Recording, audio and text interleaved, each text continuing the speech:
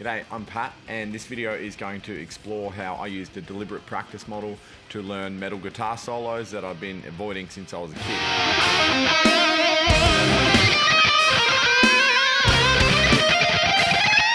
So I've been playing guitar since I was young, and throughout my teenage years, me and my mates all learnt how to play metalcore songs. We were in high school in the mid-2000s, so we were listening to bands like Trivium, Avenged Sevenfold, Parkway Drive, Killswitch Engage, Bullet Valentine, Atreyu.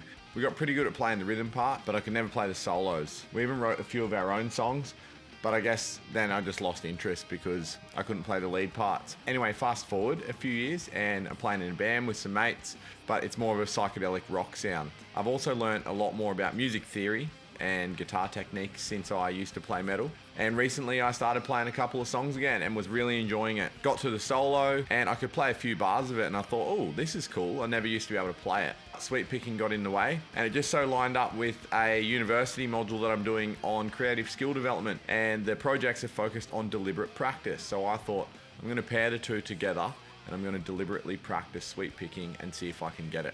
The module had two parts, or two projects. The first project went for 6 weeks and was all about developing a practice plan that could achieve a SMART goal. Project 2 was about executing that plan.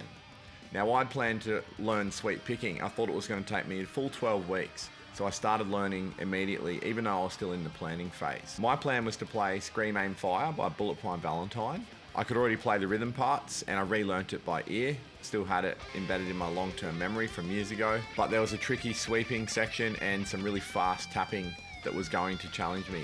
I learnt the song much earlier than I expected to. There's a 3-string sweep that was quite challenging, but after I think it was about 2 weeks of really solid practice, I nailed that. So for Project 2, I had to switch plans, and I've always wanted to learn the solo Holy Diver by Killswitch Engage. Shout out to my brother-in-law Corey here. He's a massive Pantera and Dimebag fan. We've always bonded over this solo. It's got some really epic Dimebag moments in a metalcore song that I was always trying to get him into. Holy Diver's got a 4-string sweep, so it was going to be another level up. So with my approach to practice, I developed a practice log that I would jot notes in every day after every practice session, just to keep track of my progress, to see if I could notice any patterns and make adjustments as I went through. First thing I did was learnt the song by ear.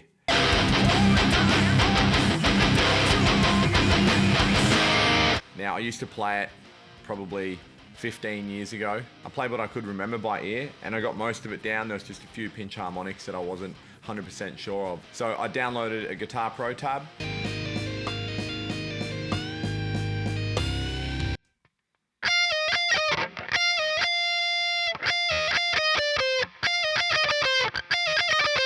So that I could practice along with it at different speeds, slow parts down as I needed to. They didn't sound 100% right, so I watched a couple of YouTube videos of other guitarists doing covers of it to see how I could improve.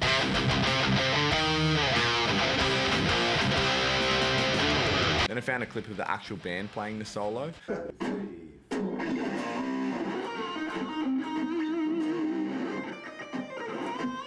So I use that as a framework. During my practice sessions, I would usually warm up with a full playthrough of the song. This would be a really good guide to see where I was at the beginning of a session, and it was really fun to compare to the end of the session. In the early days of practicing the song, I would work on one part at a time, and I would just put on a metronome and loop the part over and over and over again, and gradually increase the metronome. When I felt like I could play it at 100% speed, then I would have a go at doing the full playthrough again and incorporating that chunk into my upgraded playing.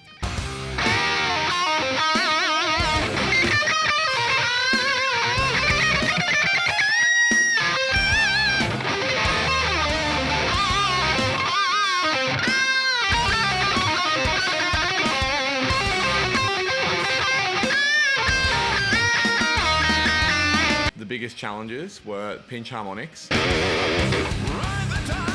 That's not it. If you don't hit the harmonics at the start, that's not it. Honestly, I've never really been that great at them. But hitting this one here on the string, the thing that made the biggest difference for me was using my pointer finger here to mute the 5 strings. When I was hitting it without it, I was getting all these nasty overtones just from the strings loosely vibrating and the high gain. And then during the solo, there's a triplet run.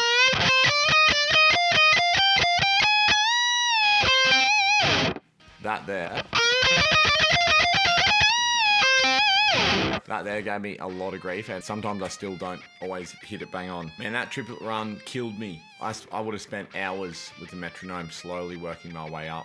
It was just such an unnatural run that my fingers hadn't done before in the rock music that I've been playing. Luckily, a mate of mine, Ray, from the band Pity Vincent, he plays this sort of stuff all the time.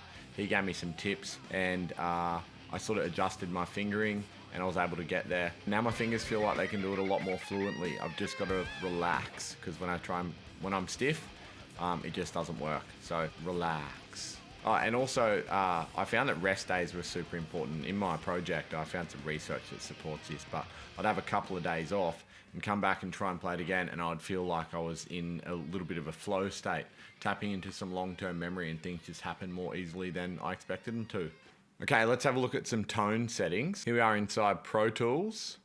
I'm using a plugin called STL Amp Hub. The amp I'm using is Ignite Amps Neptune. I'm on the lead channel. I've got the bass at about 7.5, the mids at 9, treble at 6, gain at 7.5, volume up.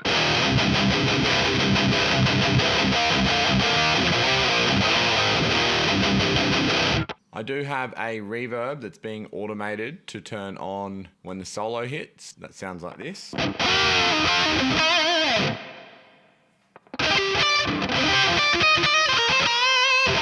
And I do have this little boost pedal and a 10-band EQ. When they're turned off, sounds like. Then back on. They're not doing too much at all, just tightening it up a little bit. There we have it, that's the tone. All right, the outcomes. I can play the song fluently every time. I did 5 takes today, made a couple of errors at various parts in each one. I'm never gonna get the perfect take, I don't think.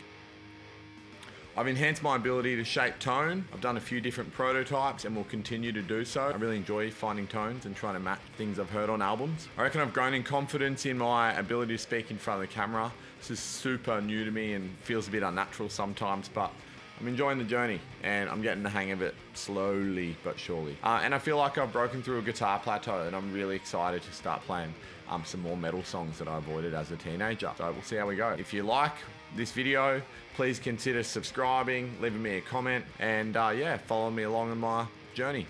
Cheers.